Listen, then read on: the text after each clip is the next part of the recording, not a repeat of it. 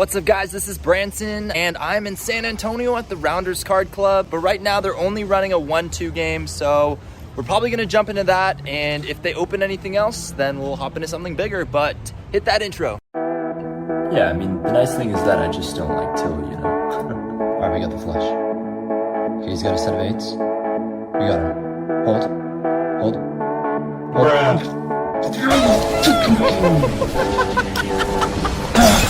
Tell him he's got a lot of class, and it's all low. Welcome to Rounders Casino in San Antonio, Texas. Now, you might be thinking 1-2 is quite a small game.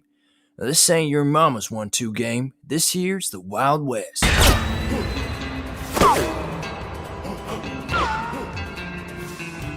First significant hand, I pick up Ace-Jack off Under the Gun +1.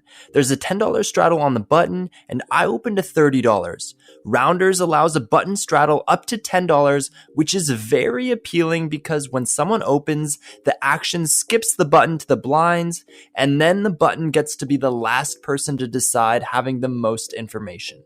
This hand folds to the button who calls, and we're heads up to a flop that comes Queen 3-5 with 2 spades. I bet $25 and the button calls.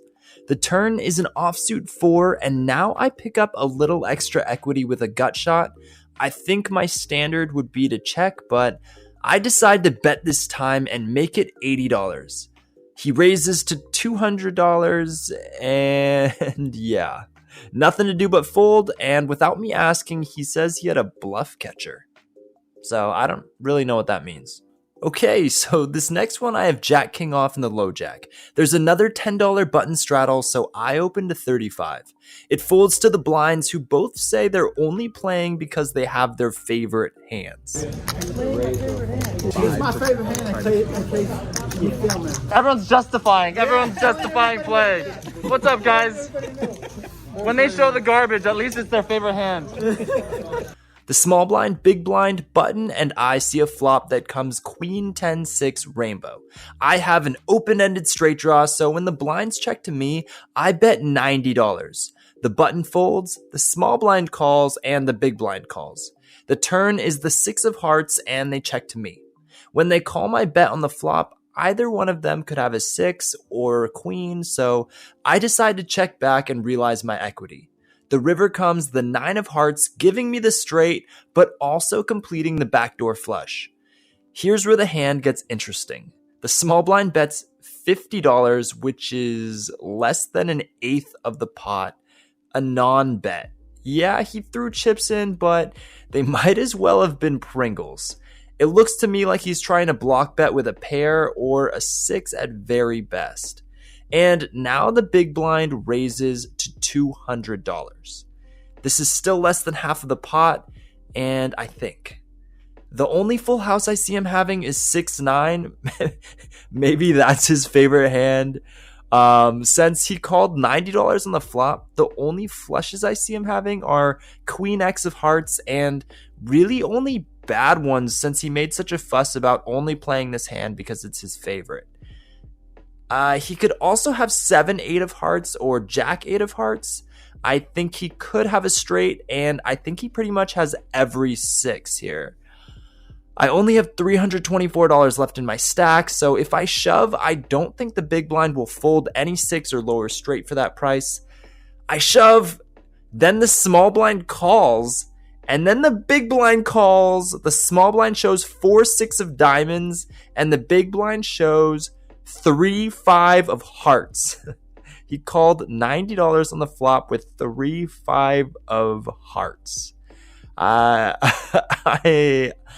shocked. I don't know. It's his favorite hand, guys. A little while later, I pick up pocket 10s in the small blind. There are 2 limpers, then the hijack makes it $15, and the cutoff calls.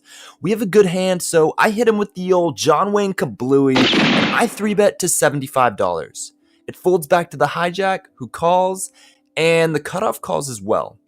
3 ways to a flop that comes 4-5-8 rainbow. It's a great flop for 10s, so I bet $100. Both the hijack and cutoff call, and now I'm not feeling the best. Since there's no flush draws, they're more likely to have a hand like a set or a straight, or at least a pair plus straight draw. The turn comes an ace, and I decide to check. The hijack goes all in for over $200. He's an older gentleman who has not been playing aggressively as long as I've been watching. The cutoff folds, and I just choose to let this one go as well. It has now been around 4 hours. I'm running horribly. So I've only played about 8 hands and I've won exactly 1 small pot. I'm down quite a few shekels, so like this video and maybe we can turn it around. Okay, next we have the Lucky Snowman in the hijack, and there's a button straddle to $5. The Under the Gun and Under the Gun +1 player limp, and I opened to $35. Well, people in Texas just aren't scared of me or my snowy little friends. The big blind, +1 player, and button call. 4 ways to a flop that comes ace-6-9 with 2 diamonds, and it checks to me. Since there's 4 of us in the pot, there's a good chance one of my opponents has an ace, or at least a 9, and I check. It checks through, and the turn is a 3. Once again, it checks to me, and once again, I check, just trying to get to showdown. It checks through, and the river is another 3. Now the +1 player bets $35. Because he's in early position, limped, then called my $35 bet pre-flop. I doubt he has any 3s here, and since he checked the flop and turn, I don't think he has an ace either. It's a cheap price, so I call, everyone else folds, and he shows pocket 4s. It's 85 degrees here in Texas, but it looks like my snowmen can take the heat. All the action players left, so I decide to switch tables. By the way, guys, I changed the graphics to less writing, so let me know in the comments if you like it this way or if you prefer how I regularly do it. Back to it, I straddle to $5 from the button, and I look down at King Queen of Hearts. The +1 player limps, the cutoff makes it $25, and this is the great part about straddling from the button. The action skips me, and I get to act last, seeing what everyone does. The +1 player who limped calls the $25, and now it's on me. I 3-bet to $100, the +1 player folds, and the cutoff calls. Heads up to a flop that comes King 9-6 with 2 spades. He checks, I bet $100, and he folds pocket jacks face up. Next, I pick up King 6 of spades on the big blind. There's a button straddle to $10, and the action folds all the way to me. It's only me and the button left, so I raise to $30 and the button calls. The flop comes 4-7-8, 2 diamonds. I have a gut shot, but this low board should connect better with him as he's just defending his straddle. I check, and he checks back. The turn is a jack, and now that I've seen him check, I'm going to apply some pressure, and I bet $35. He calls, and the river comes a 5. We bink our straight. I think this is a perfect spot to bet big, and I bet $150. Since I'm betting so big, I'm basically saying I have a straight or a bluff. And I don't think he would expect me to raise pre-flop with many 6s, so I want him to think I'm bluffing. Sure enough, he says, Ace high? You got ace high. Ace high is good. Later he told me he wanted to call, but he only had queen high. After that, I was able to pick up a few more small pots. They were pretty standard spots, either taking it down on the flop or turn with a bet. I picked up ace queen, 3-bet it, flopped an ace, and took it down with a small c-bet. Unfortunately, I was only able to play at that second table for an hour.